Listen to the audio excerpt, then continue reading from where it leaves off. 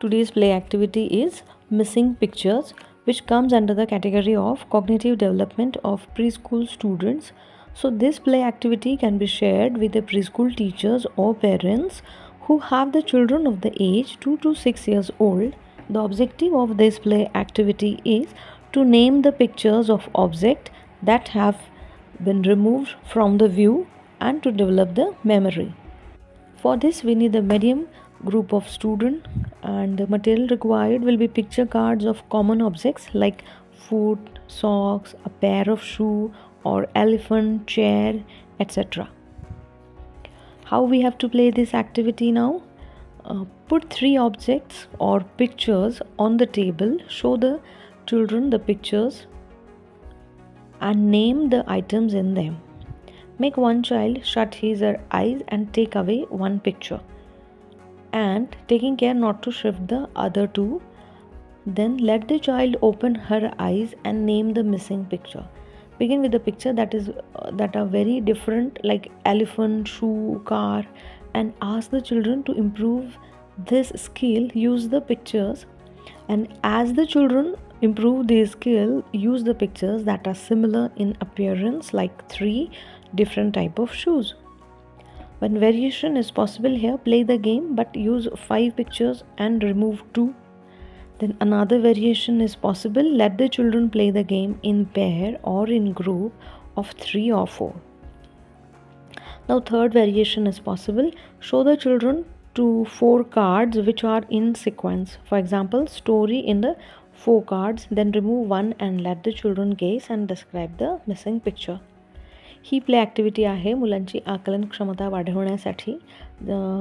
ॲक्टिव्हिटीचं नाव आहे missing pictures, आणि ह्यामध्ये मुलांना आपल्याला काही फ्लॅश कार्ड्स, असे 5-6 फ्लॅश कार्ड्स दाखवायचे आहे किंवा पिक्चर कार्ड्स दाखवायचे आहे, ज्याच्यावर वेगवेगळे चित्र असतील, ॲनिमल्स असतील, फ्रूट असेल, फूट असेल किंवा सॉक्स असेल, शूज असेल, कार किंवा चेअर, एलिफंट, असे वेगवेगळे कुठलेही पिक्चर असणारे कार्ड्स आपल्याला मुलांना आधी दाखवायचे आहे, त्याच्याविषयी बोलायचं आहे आणि इंट्रोड्यूस करायचे आहे पिक्चर्स.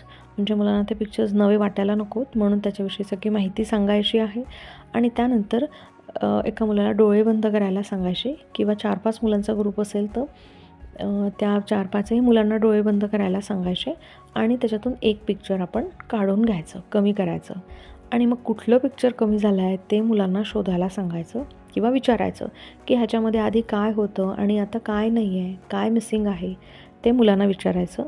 आणि सुरुवातीला गेम घेताना थोडे वेगवेगळ्या कॅटेगरीमधले पिक्चर्स घ्यायचे, जसं एलिफंट आहे, शूज आहे, कार आहे, फ्रूट आहे, आणि हळूहळू मुलांना जसं इझी जात असेल तर मग आपण ह्याच्यात थोडी डिफिकल्टी लेवल वाढवून नुसतं टाईप ऑफ कार्स घेऊ शकतो की वेगवेगळ्या कार होत्या आणि आता कुठली कार नाही आहे, किंवा फ्रूट्स आहे, नुसतं 5ही फ्लॅश कार्ड्स हे फ्रूट्सचेच घ्यायचे आणि मग मुलांना विचारायचं, असं आपण एक करू शकतो.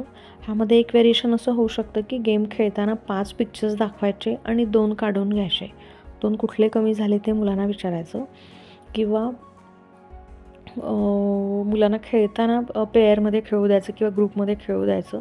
3-4ही डोळे बंद करतील आणि मग ते उत्तर देतील, असं एक होऊ शकतं. किंवा मुलांना एखादी स्टोरी पण आपण सिक्वेन्सने सांगू शकतो, फ्लॅश कार्ड किंवा पिक्चर कार्ड्स असेल तर, आणि मग ते एक हे करायचं, म्हणजे एक त्याच्यामधलं पिक्चर कमी करायचं आणि मग त्याच्याविषयी मुलांना विचारायचं की कुठलं पिक्चर कमी झालेलं आहे, आणि आधी आपण अवांतर त्याच्याशी रिलेटेड जे आहेत ते वर्णन आपण करू शकतो. ती जी स्टोरी आपण सांगताना जे वेगवेगळे पिक्चर कार्ड्स वापरलेले आहेत त्याच्यातलं एक पिक्चर कार्ड कमी करतो आहे, तर त्या पिक्चर कार्डविषयी जी काही स्टोरी होती तर ती मुलांना एक्सप्लेन करू शकतो, म्हणजे त्याच्या मदतीने ते पिक्चर कार्ड ओळखतील.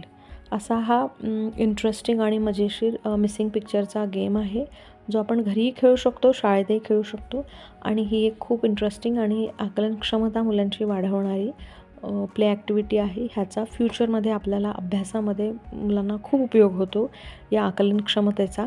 त्यामुळे असे वेगवेगळे गेम आपण हे सगळे घरी घ्यावे. उन्हाळ्याच्या सुट्ट्यांमध्ये घेऊ शकतो किंवा ट्रिपमध्ये घेऊ शकतो, पाहुणे घरी आले त्याही वेळेस आपण घेऊ शकतो, किंवा नुसतंच आपण मोकळे बसलेले आहोत, शनिवार रविवारी सुट्टी असते त्या दिवशी नक्की आपण हे गेम खेळायला हवेत.